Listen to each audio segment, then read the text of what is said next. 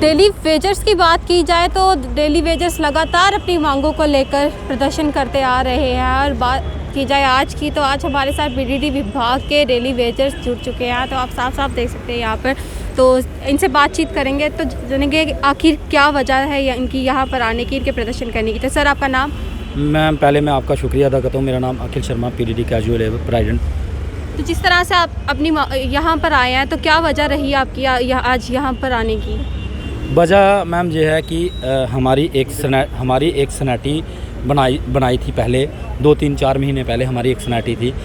वो सनेटी तोड़ी गई है। अब वो सनेटी जो है TDL PDL उस पर लिखा जाता है।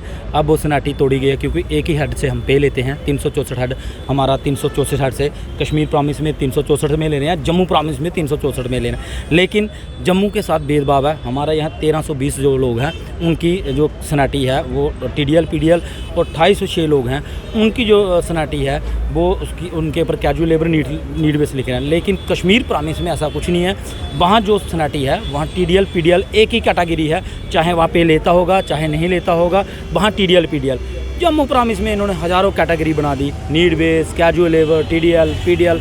हम यही कहना चाहते हैं आपके माध्यम से अपने MD साहब से, चीफ साहब से, LG साहब से कि इस पर गौर फरमाएं, क्योंकि जम्मू वालों के साथ ही धोखाधड़ी होती है पिछले 20 सालों से लगातार। तो क्यों लग रहा है आपको कि जम्मू कश्मीर जो है सिर्फ जम्मू वालों के साथ ही क्यों इस तरह से भेदभाव किया जा रहा है, धोखाधड़ी की जा रही है? मैम, ये सीधा सीधा ही देखा जा रहा है। आपको मैंने अभी बताया, एक ही हेड 364 हेड से हम पे ले रहे हैं, तो वहाँ एक ही कैटेगरी कश्मीर प्रॉमिस में TDL PDL, जम्मू प्रॉमिस में 3-4 कैटेगरी। ये जम्मू प्रॉमिस के जो ऑफिसर हैं, हमारे डिपार्टमेंट के जो ऑफिसर हैं, यही हम लोगों के साथ गलत करते हैं।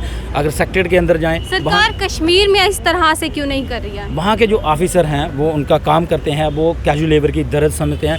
यहाँ हमारे कुछ ऑफिसर हैं जो हमारी दर्द समझते हैं, लेकिन कुछ ऑफिसर ऐसे हैं वो आज भी हमें कहते हैं ये नीड बेस है जी, नीड बेस है जी। बस हमें यही नीड बेस कहा जाता है। यही नीड बेस से हमारे इतने साथी चले गए, बहुत साथी मर गए। अब हमने एक अर्लीनेट दिया है, 29 तारीख को हम पनामा चौक दीपकाम, पनामा चौक अपना हमारा MD ऑफिस है, सॉरी डिमकाम कह दिया, पनामा चौक हमारा MD ऑफिस है। हम वहाँ 29 तारीख से 72 घंटे की स्ट्राइक पे जा रहे हैं। 72 घंटे की स्ट्राइक के लिए हम तमाम साथियों से अपील करते हैं कि अपनी ज़िंदगी आपने बर्बाद कर दी, लेकिन अपने बच्चों की और अपने परिवार की ज़िंदगी के लिए आप सारे साथी बाहर आएँ, क्योंकि अब नहीं तो कभी नहीं। अब जो ये सनाटी बन रही है ये लास्ट वार है। ये 1320 की ही सनाटी बना रहे हैं, बल्कि 2806 की भी नहीं सनाटी बना रहे हैं। उनकी सनाटी कब बनेगी और कब वो परमानेंट होंगे, हम इसलिए तमाम साथियों से ये अपील करते हैं कि सारे साथी बाहर आएँ, क्योंकि ये हमारे साथ धोखाधड़ी हो रही है। हमारी जो पहले सनाटी थी वही सनाटी रहनी चाहिए। अगर हमारी सनाटी को इन्होंने अब छेड़ ही दिया है तो अब हम इनको सांस नहीं लेने देंगे। उसकी सारी जिम्मेदारी एडमिनिस्ट्रेशन की होगी, हमारे चीफ साहब की होगी और गवर्नमेंट की। डेली वेजर्स की बात करी जाए तो तमाम डेली वेजर्स सड़कों पर उतर कर प्रदर्शन करें, चाहे बात करें पीडीडी विभाग की, कैजुअल लेबर्स की या फिर PHE डिपार्टमेंट की। तो आप जिस तरह से कह रहे हैं कि 29 तारीख को आप 72 घंटों के लिए धरना प्रदर्शन पर बैठेंगे, तो क्या लगता है आपको, क्या सरकार तक तब आवाज़ पहुंची जाएगी? क्या सरकार तब आपके जो आश्वासन जो आपको दिए गए थे जो भी है उसको सुनेंगे? मैम, PDD डिपार्टमेंट का अपना SRO 381 है। PDD डिपार्टमेंट में SRO 381 के तहत PDD डिपार्टमेंट में रेगुलर भी किए गए हैं 2011-12 तक, कश्मीर में भी, डोडा में भी।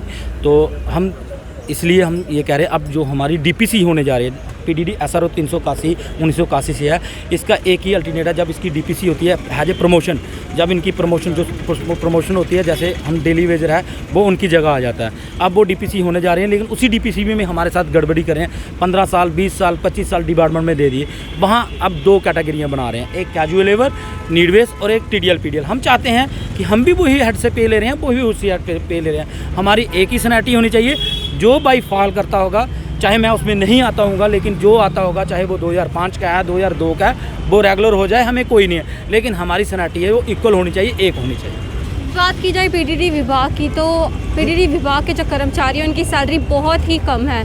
तो किस प्रकार से गुजर बसर करते हैं आप लोग अपना, किस तरह से अपने परिवार को संभालते हैं? मैम, हमें 775 रुपये जो मिलती है, हम उसमें भी खुश थे। हम उसमें भी खुश हैं कि हमें मिलती नहीं थी, हमें वो भी मिल रही है, लेकिन हम छोटे परिवार से हैं, गरीब परिवार से हैं। अगर हम अमीर परिवारों से होते तो हम इस डिपार्टमेंट में नहीं लगते और अपने फ्यूचर हम तबाह ना करते। हमारी ज़िंदगियाँ बर्बाद हो गई हैं उसी 7,000 लेते हुए। लेकिन अब जब परमानेंट की बारी आई, जब परमानेंट होने की बारी आई, हमारे साथ फिर धोखाधड़ी।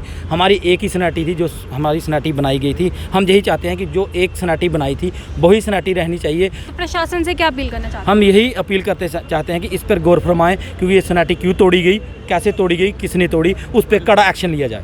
बहुत बहुत शुक्रिया सर। जय हिंद, जय भारत। तो जिस तरह से देखा जाए पीडीडी विभाग के कर्मचारी लगातार अपनी मांगों को लेकर संघर्ष कर रहे हैं और जैसे कि हमने पीडीडी विभाग के डेली वेजर से बातचीत की, उनका साफ तौर पे यही कहना है कि उनको इस तरह से रोंदा जा रहा है और उनकी जो आश्वासन दिए जा रहे हैं लेकिन उनकी मांगों को पूरा नहीं किया जा रहा है। उनका साफ तौर पे यही कहना है अगर उनकी मांगों को पूरा नहीं किया गया तो 29 तारीख को वह 72 घंटों के लिए जो है हंगर स्ट्राइक पर बैठ रहे हैं। अगर तब भी प्रशासन द्वारा उनकी मांगों को नहीं सुना गया तो वह उग्र प्रदर्शन करेंगे, जिसकी जिम्मेदार सरकार की होगी। आगे भी इसी तरह के लोगों से आपको मिलाते रहेंगे। देखते रहिए JKC न्यूज़। मुझे दीजिए इजाज़त। नमस्कार।